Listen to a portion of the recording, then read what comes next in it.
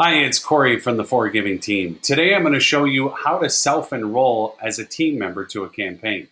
So your campaign admin, your organizer, may have sent you a link to join the team. Here's what you do.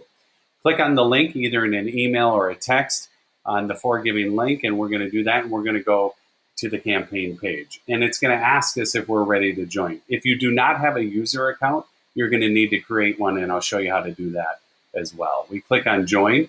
And if you have an account, log in. If you don't, create an account in the upper right-hand corner. And you can create an account with Facebook, Twitter, Google, or an email. In this particular case, I'm just going to create it with an email, my first name, last name, my email address as well. And we can create an account on Forgiving so you can join the team. And the password here.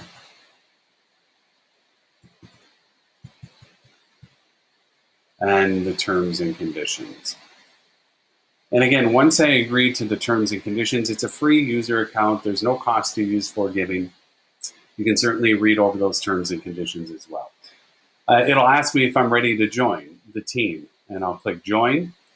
And at this point, you're going to have a couple different options. You can edit your page, and we can do that. We can change our URL here, and we could say, you can customize your URL. We'll save that.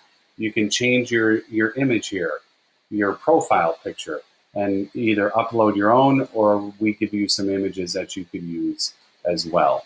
You can change your display name. So if you just wanted to go by your nickname, you could just go by your nickname. You can change your goal as well.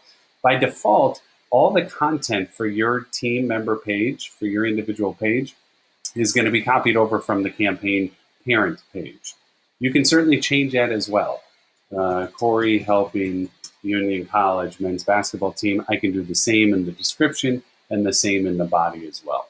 And again, by default, it's going to copy over the image. You can add other images to your team page as well, and you can add videos as well.